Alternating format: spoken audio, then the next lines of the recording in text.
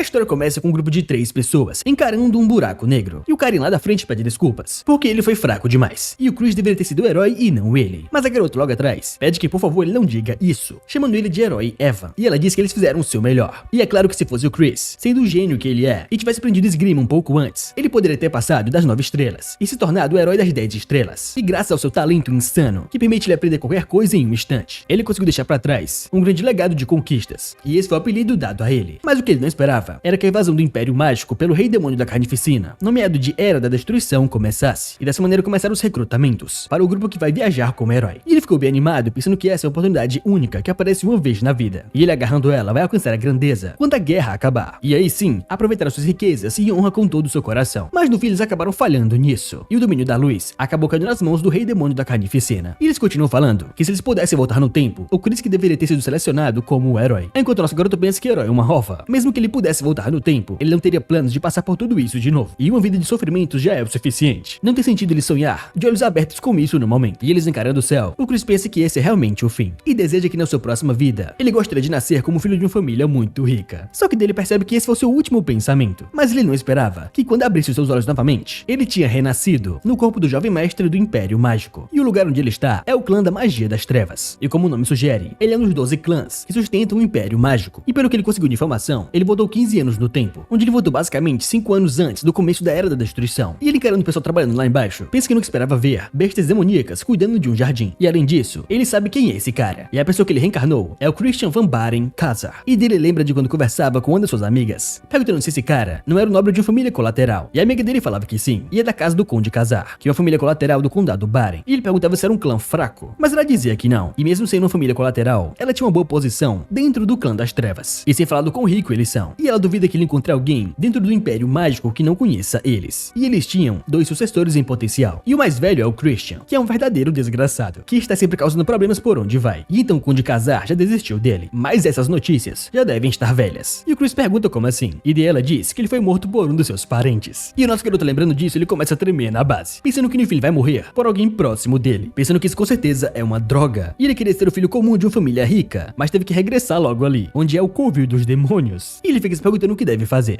E esse Christian vai morrer em 2 anos. E o fato dele ter sido eliminado dentro da sua família significa que esse cara é um completo inútil, que já foi abandonado. E se ele começar a ser bonzinho e ficar quieto, pode ser que ele consiga evitar a sua morte. Mas ele percebe que não tem a mínima chance disso acontecer. E o Ragnarok, o fim do mundo, a razão para o Rei Demônio da Carnificina ter começado a sua guerra, foi para usar a humanidade como sacrifício para completar o Ragnarok. E já era tarde demais quando eles perceberam isso. E ambos, o Domínio da Luz e o Império Sagrado, encontraram seu fim nessa guerra. E então se ele quiser sobreviver, ele precisa parar o apocalipse. E o Rei Demônio da Carnificina é realmente alguma coisa, considerando que foi ele que começou essa guerra. Mas o problema maior é que incontáveis demônios do Império Mágico são leais a ele. E para parar isso, ele tem que se tornar alguém mais poderoso que o Rei Demônio da Carnificina. E só tem uma maneira dele fazer algo assim, que é ele se tornando o Imperador Demoníaco e ser o pináculo do Império Mágico. E ele pensa que ganhou 5 anos antes da Era da Destruição. E se ele der uma chance para isso e tiver sucesso, essa mansão, tudo à sua volta e todo o Império Mágico estará na palma da mão dele. E assim ele vai em direção ao escritório do seu pai, com ele já gritando, falando que tem certeza que o irmão dele ficar no seu quarto e não sair. E depois de causar uma tremenda confusão, ele quer sair de novo para causar mais problemas. E ele fala que se ele sair de casa de novo, ele pessoalmente cortará sua cabeça. Enquanto o nosso garoto pensa que o Conde Khazar tem uma aura bem amedrontadora, mas para a surpresa dele, o nosso herói diz que ele veio ali para se desculpar por todos os seus erros que ele cometeu até agora, pensando que se ele quiser seguir com seu plano, ele precisa acabar com essa imagem do Christian. E daí o pai dele pergunta como assim. E o nosso garoto diz que está profundamente arrependido do que fez. Isso nunca mais vai acontecer. Mas o pai dele pergunta se ele realmente quer que ele acredite nisso. E com isso nosso protagonista diz que é culpa dele ter perdido a sua confiança. Mas porém, ele mencionou há 3 dias que ele perdeu uma porção das suas memórias. E para recuperar elas, ele refletiu sobre os seus atos do passado. E agora percebe o quão errado ele tem vivido a sua vida. E o seu coração bate com essa verdade. E o pai dele o encara e fala que já ouviu essas desculpas incontáveis vezes. Só que o Christian diz que apenas palavras não valem de nada. E então ele quer mostrar com ações. E pede que, por favor, ele o mande para a caverna da penitência, pois ele ficará 1 mês lá dentro e mostrará uma versão diferente de si mesmo. Mas calma aí que eu tô passando no meio do seu vídeo pra te avisar que estamos quase nos 100 mil inscritos. Então, por favor, se inscreva no canal se você ainda não é inscrito. E deixe o seu like nesse vídeo, pois com 3 mil likes eu trago a próxima parte. E se torne um membro do canal, para ter acesso a vídeos exclusivos toda semana. Então agora, sem mais enrolação, vamos voltar para a obra. E agora nos é dito que a Caverna da Penitência é uma prisão criada para demônios de alto nível, e um lugar onde, além da ausência de luz, todos os seus sentidos são bloqueados, e meros dias são suficientes para fazer uma pessoa enlouquecer. Porém, essa é uma oportunidade perfeita para o nosso garoto, pois ele precisa de um local longe dos olhos alheios. E depois ele pergunta se ele realmente quer ser preso na Caverna da Penitência, e ele duvida que ele dure uma única única tarde naquele lugar. Só que o Christian diz que está ciente do quão difícil aquele lugar é. Porém, ele acredita que ele deve pelo menos confiar um pouco no seu filho, chamando ele de pai. E deu quando o casal encara e fala que já tiveram essa conversa inúmeras vezes, mas em todas elas, ele sempre o desapontou. Mas ele diz que tá tudo bem e vai dar pra ele uma última chance. Porém, se ele não mudar após um mês, ele será expulso do clã. E com isso, nosso garoto pensa que essa deve ser a causa da sua morte. E existe uma lista grande de pessoas que irão atrás da vida do Christian quando ele perder a proteção do seu clã. Mas ele fala que entende, e se ele conseguir provar que mudou, ele quer que ele conceda a ele um pedido. E o pai dele, bem puto, diz que ele tá falando de forma arrogante, e é como se ele tivesse certeza que sairá de lá ileso. Mas está tudo bem. E se ele realmente provar que mudou, ele vai dar pra ele o que ele desejar. Mas é claro que isso não vai acontecer. E agora no seu quarto, aquele mordomo chama ele de jovem mestre e fala que a caverna da penitência já está preparada. E esse mordomo é o Cox, um meio vampiro. E agora caminhando em volta, os empregados falam que ficaram sabendo que aquele inútil se voluntariou para entrar na caverna da penitência. E eles devem lembrar daquele último incidente que ele causou, aonde ele insultou a jovem Lady do clã da magia venenosa. E até o conde teve que se desculpar pessoalmente. E é realmente humilhante ter que se ajoelhar perante a um clã rival. E tudo aconteceu por conta dele. E eles perguntam quanto tempo ele vai durar dentro da caverna da penitência. Mas o nosso garoto só vai caminhando confiante entre eles, enquanto tem um moleque só encarando ele no canto. E agora chegando em frente à porta, o mordomo diz que eles chegaram. E o Christian pensa que usar Cavaleiros da Morte como guardas combinam com o Império Mágico. Só que quando ele vai entrando, alguém chama ele de irmão. E quando ele vê, é um rosto familiar. E esse é o irmão biológico do Christian. E também um aluno exemplar, o Terno Vambaren Casar. E rapidamente o mais novo aponta a espada para ele. E com isso os dois se encaram. E o nosso garoto por dentro tomou um susto. Mas por fora ele pergunta confiante que assunto ele tem com ele. E o irmão dele diz que ele deve saber que ele é uma desgraça para essa família. E ele não sabe o que ele tá tramando. Mas se ele manchar o nome da sua família de novo, ele com certeza vai matá-lo. E ele pergunta se ele entendeu. E esse é o seu último aviso. E com isso o Christian pensa que talvez seja ele quem matou o Christian na vida passada dele. E ele o conheceu pessoalmente antes da Era da Destruição. E ele era um demônio conhecido por sua magia de maldições. E ele pensa que ele é realmente fofinho quando ele era mais novo. Mas ele com a aura ameaçadora só manda que ele se afaste, pensando que agora ele não passa de um pirralho. E ele viu coisas piores na Era da Destruição. E do irmão dele pergunta o que ele disse. E o nosso garoto fala que ele já deve ter entendido. E ele manda ele só ir embora. Só que o Terni pergunta se ele tá falando sério. E o Christian simplesmente o ignora e já entra na porta. E agora já dentro da caverna da penitência, o nosso garoto pensa que ele não consegue ver nada e nem ouvir alguma coisa. E só tem um baixo senso de tato na ponta dos seus dedos. E ele aposta que isso serve para os prisioneiros sentir os objetos que eles trazem. Senão eles poderiam morrer de fome. E uma pessoa comum iria sentir um desgaste mental rapidamente. Mas isso é relevante para ele, pois ele sofreu coisas piores na época que ele caçava tesouros. E ele queria que seus 5 sentidos fossem bloqueados para permitir ele ver a si mesmo. E sem isso ele não vai conseguir consertar esse corpo quebrado. E ele pensa que com as habilidades médicas que ele sofreu para dominar e a arte da compreensão óssea que ele alterou a partir das técnicas de modificação corporal que ele aprendeu no circo e finalmente as pedras mágicas com várias propriedades nelas. Mas ele não achava que conseguiria uma dessas pedras mágicas, considerando o quão caras elas são. Mas tem muitas vantagens ser de uma família rica. E dele lembra que na sua vida passada, ele e o Evan tinham que ralar muito para conseguir alguma coisa. E ele vai começar com a pedra mágica branca, que purifica as toxinas. E essa é uma fase chata, mas é essencial. E ele precisa passar por esse processo entediante e limpar todas as toxinas que se acumularam no seu corpo com a mana branca. E o menor erro fará ele sentir uma dor tremenda. E assim ele começa a sentir aquela dor. Mas ele, confiante, acha que isso é muito fácil para alguém como ele, que é um gênio.